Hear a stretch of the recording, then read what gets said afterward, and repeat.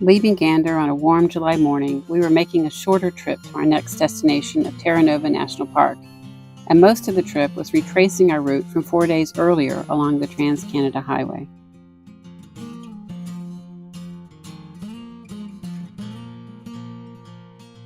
Along the way, we made a stop at an overlook that we had skipped in the rainy weather on that Sunday trip. We're at Joey's Lookout, and this is near Gambo, which is the birthplace of the premier that led Newfoundland into Confederation with Canada. So they call this Joey's Lookout to honor their native son. Terra Nova was Newfoundland and Labrador's first national park, having been christened as such shortly after the province joined Canada's Confederation in 1949. It encompasses and preserves almost 100,000 acres of boreal forest along the southern edge of Newman Sound off Bonavista Bay, along with numerous sheltered coves and wetlands. In addition to some films about the park's ecosystem management, there was a touch tank that was popular with the kids of all ages.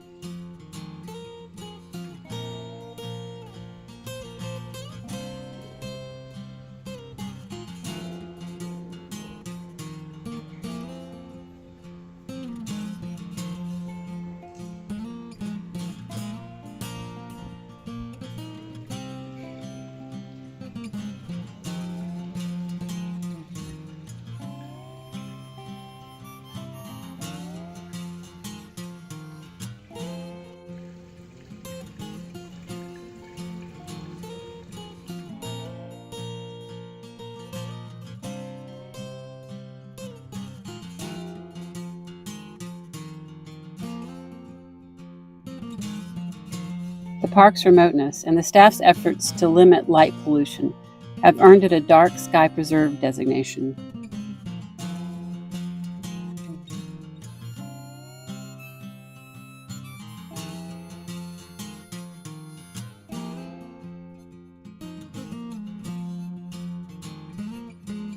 This canoe was built using traditional Micmac materials and methods as a demonstration before being put on display.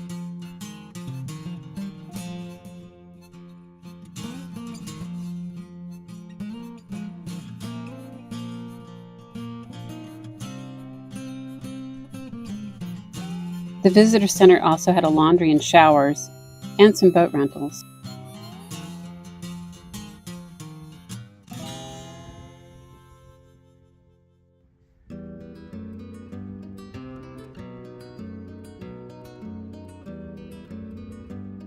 We took a short walk along a nearby trail before heading back to our campsite.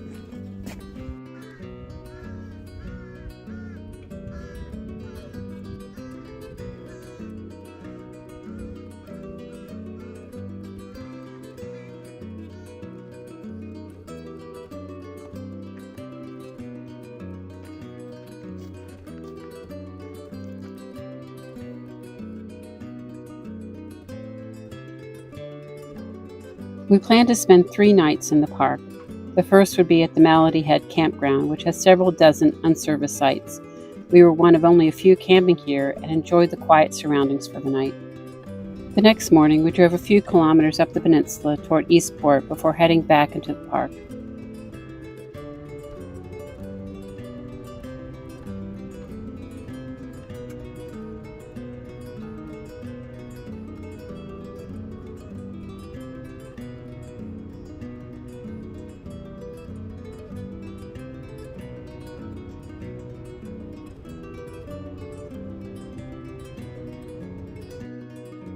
Our next 2 nights would be at the very busy Newman Sound campground, with almost 300 sites, most of which are serviced.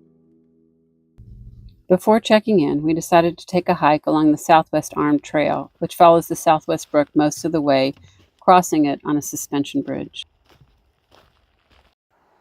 After spending a night at the Malady Head Campground, the unserviced campground here at Terra Nova, we're going to take the Southwest Arm Trail. We're actually doing it backwards.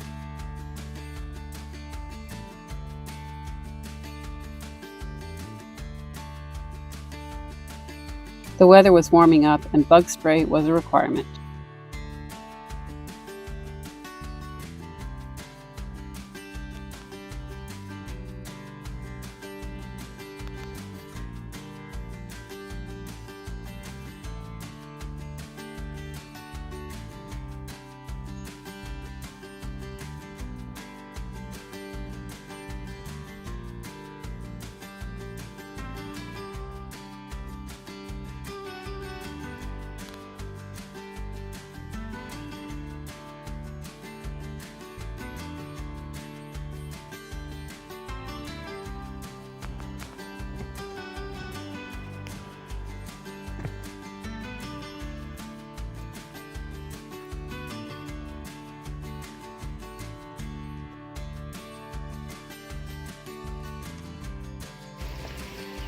Get off of me, bugs. Get off of me.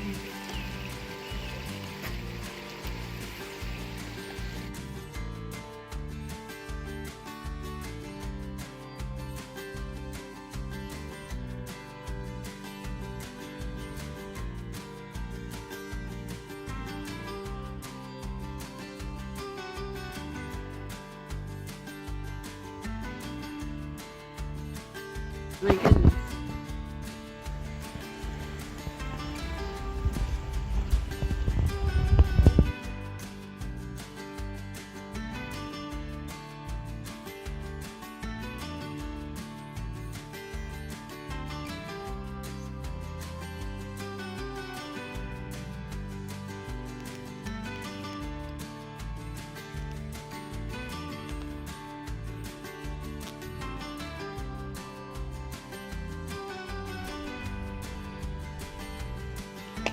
Well, we've had a fair amount of rain since we've been in Newfoundland.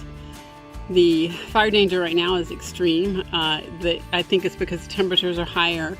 We're in a more central part of the province, which is also not getting as much rain, and they're having bad fires in the far west of Labrador. So no campfires tonight, but for the most part that doesn't bother us. We don't do a lot of campfires.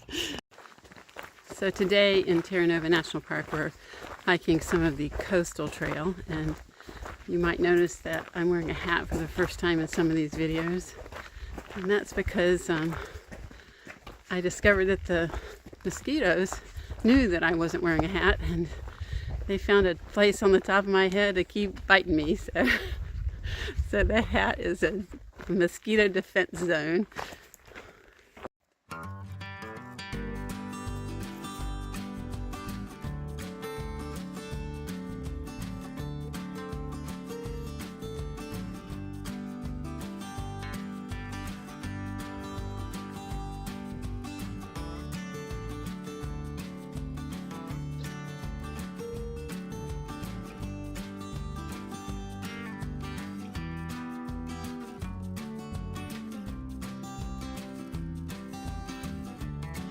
In the first half of the 20th century, this area was all about logging, and the mills that were busy during that time left some of their equipment.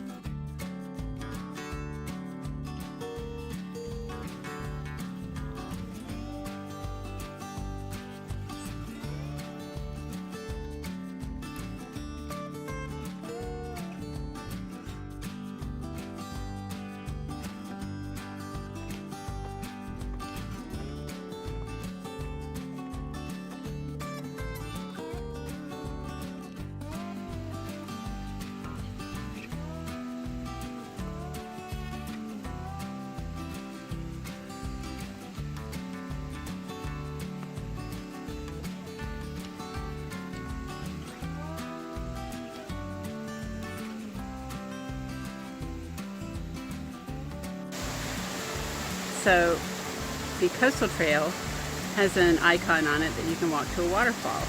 And so we've been walking for about 2 miles. And the lady at the visitor center who told us about this waterfall and the walk did mention that it was within sight of the visitor center.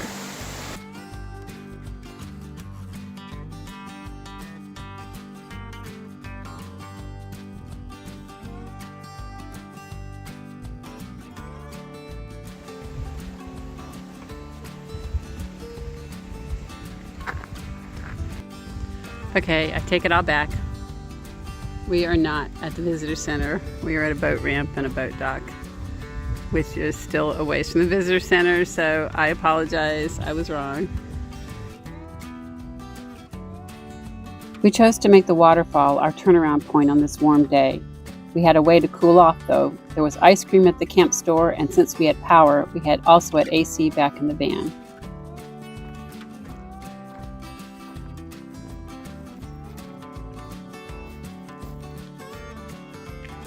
So while we have not seen a live moose running around Newfoundland, we know that they're certainly around, although I'm told this is winter moose poop.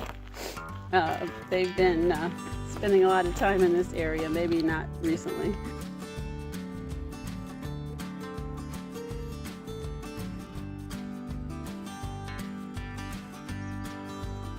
But we wouldn't need the AC for long as the temperatures cooled off and would stay down for the next several days. This was partly because we were headed back to the coast at the tip of the Bonavista Peninsula to see puffins, learn more about cod fishing, and see where Newfoundland was first discovered by John Cabot over 500 years ago.